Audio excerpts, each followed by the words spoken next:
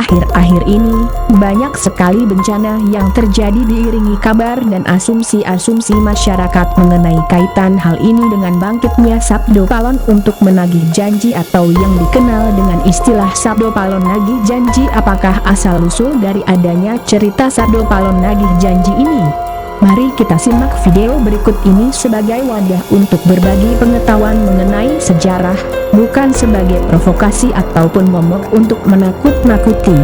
Bencana ini didominasi oleh banjir, longsor, dan angin puting beliung. Secara rinci, ada 255 kejadian bencana banjir, 202 puting beliung, dan 133 tanah longsor. Bencana lain berupa 58 kebakaran hutan dan lahan, 1 gempa bumi, 1 kekeringan, dan 1 gelombang pasang. Belum lagi kekacauan karena virus sehingga menimbulkan banyak asumsi dikait-kaitkan dengan cerita bangkitnya sosok Sabdo Palon. Siapa itu Sabdo Palon? Bagi masyarakat Jawa mungkin cerita Sabdo Palon sudah tidak asing. Sabdo Palon adalah penasehat para raja-raja Hindu-Buddha hingga masa kepemimpinan Brawijaya V. Disebutkan bahwa Sabdo Palon tidak bisa menerima sewaktu Brawijaya digulingkan pada tahun 1478 oleh tentara Demak dengan bantuan dari Wali Songo. Pada sumber-sumber sejarah lain dinyatakan bahwa Brawijaya digulingkan oleh Girindrawardhana, lalu Sabdo Palon pergi dan menjadi pemimpin dari segala lembut di tanah Jawa.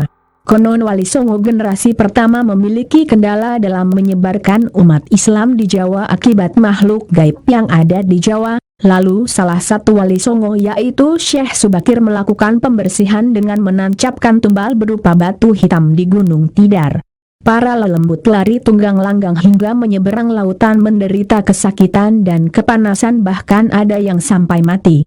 Lalu, Sabdo Palon datang menghadap Syekh Subakir dengan wujud manusia dan terjadilah perang selama 40 hari 40 malam antara Syekh Subakir dan Sabdo Palon. Tidak ada yang menang ataupun kalah, Syekh Subakir dan Sabdo Palon sama-sama kuat dan sama-sama kewalahan hingga pada akhirnya terjadilah percakapan dan negosiasi antara mereka yang melahirkan Sabdo Palon nagih janji. Berikut adalah inti dari syarat yang diberikan Sabdo Palon kepada Syekh Subakir jika ingin menyebarkan Islam di tanah Jawa yang berhasil Mimin kumpulkan dari beberapa sumber. Pertama, jangan ada pemaksaan agama, dharma atau kepercayaan. Kedua, jika hendak membuat bangunan tempat pemujaan atau ibadah, buatlah yang wangun, bangunan, luarnya nampak cakrak, gaya Hindu Jawa walau isi dalamannya Islam. Ketiga, jika mendirikan kerajaan Islam maka ratu yang pertama harus dari anak campuran. Maksud campuran adalah jika bapaknya Hindu maka ibunya Islam. Jika bapaknya Islam maka ibunya harus Hindu. Keempat, jangan jadikan wong Jawa berubah menjadi orang Arab atau Parsi. Biarkan mereka tetap menjadi orang Jawa dengan kebudayaan Jawa walau agamanya Islam. Karena agama setahu saya adalah dharma, yaitu laku hidup atau budi pekerti. Hati-hati jika sampai orang Jawa hilang Jawanya, hilang kepribadiannya, hilang budi pekertinya yang adiluhung, maka aku akan datang lagi ini kawabaikan aku akan muncul membuat goro-goro, tutur Sabdo Palon kepada Syekh Subakir. Syekh Subakir menyetujui hal tersebut namun dengan tanda kutip syarat pertama sampai keempat aku setujui. Namun khusus syarat keempat, betapapun aku dengan kawan-kawan akan tetap menghormati dan melestarikan budaya Jawa yang adiluhung ini. Namun jika suatu saat kelak karena perkembangan zaman dan ada perubahan maka tentu itu bukan dalam kuasaku lagi. Biarlah Gusti Keng Akaryo Jagat yang menentukannya. Syekh Subakir menghormati syarat yang diberikan oleh Sabdo Palon. Selain bijak, pada masa itu, Sabdo Palon telah berada di Jawa selama 9.000 tahun maka dari itu pun ia sangat dihormati. Namun kini, bahkan istilah wong Jawa ilang Jawane mungkin tidak asing lagi pada zaman sekarang yang menggambarkan kepercayaan leluhur dan budaya asli Jawa yang menipis di tanah Jawa itu sendiri bahkan dianggap buruk dan sesat.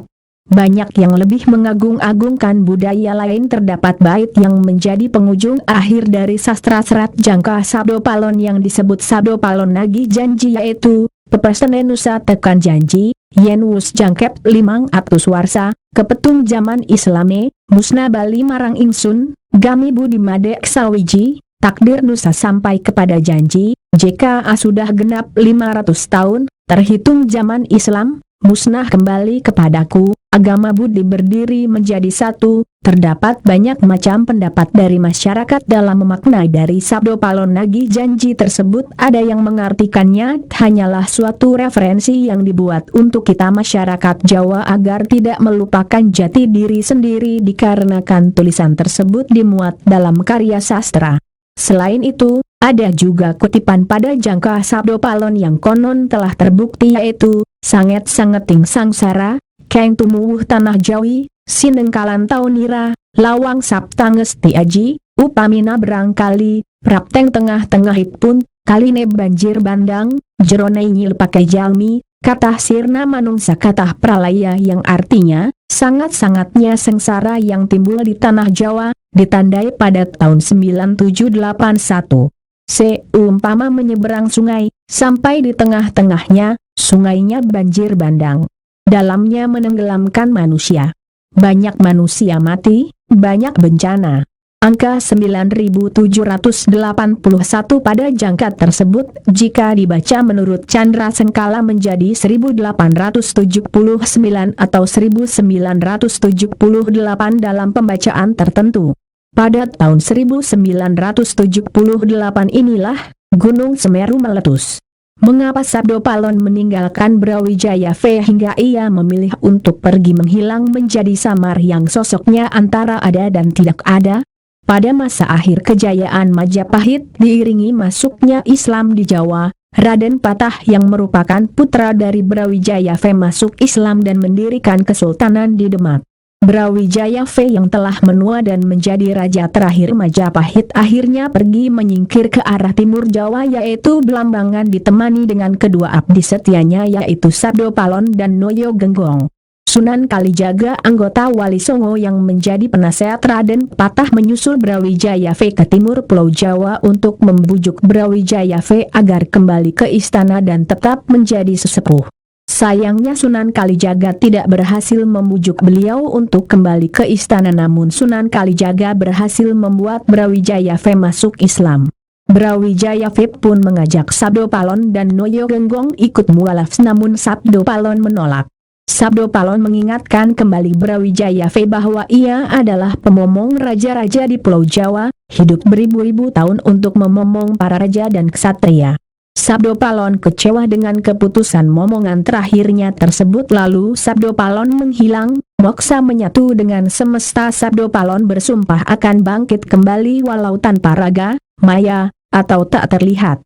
Ia akan kembali menjadi pemomong dari seseorang yang akan memimpin Indonesia, memberikan keadilan bagi rakyat yang disebut sebagai sosok satrio peningit. Sabdo Palon memberitahukan tanda-tanda sosial dan alam yang akan muncul jika ia kembali nanti setelah 500 tahun. Agama yang dianut Jayabaya akan menyebar bahkan seluas Nusantara, namun hanya menjadi baju yang menempel di raga, sedangkan ajarannya tidak merasuk ke dalam jiwa para pemimpin agama, hanya fasih di mulut saja tapi rusak perbuatannya, tamak kepada harta dan kenikmatan duniawi, tega mencuri kekayaan negara dan berbicara bohong menjadi-jadi kehidupan rakyat. Tampak berkecukupan harta benda tapi banyak yang mengeluhkan sulitnya hidup, serasa lebih baik mati.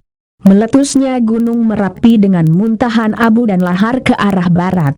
Bersama pasukan jin dan lelembut, Sabdo Palon akan membantu perjuangan Seng Satrio dari alam maya, mempengaruhi seluruh manusia yang ada di Nusantara dengan kata-kata dan cara yang tidak dapat dibayangkan oleh Prabu Brawijaya V. Adapun ciri dari Satrio Peningit yaitu seorang anak yang awalnya bukan siapa-siapa, masa kecilnya menderita, tinggal di pinggir kali di sebelah timur kaki Gunung Lawu dan Kali Bengawan. Wajahnya selalu tersenyum bagaikan Krishna, namun wataknya tegas seperti baladewa.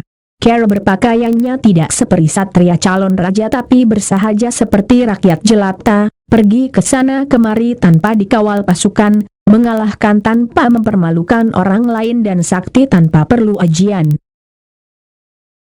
Terdapat banyak versi cerita dan sumber-sumber cerita tentang Sabdo Palon dengan isi yang juga tidak semuanya sama. Salah satu sumber cerita Sabdo Palon yaitu Serat Dharma Gandul dan Serat Jangka Jayabaya.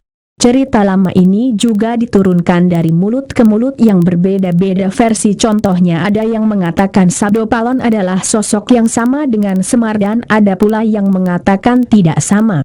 Terdapat banyak macam versi cerita seiring zaman berkembang.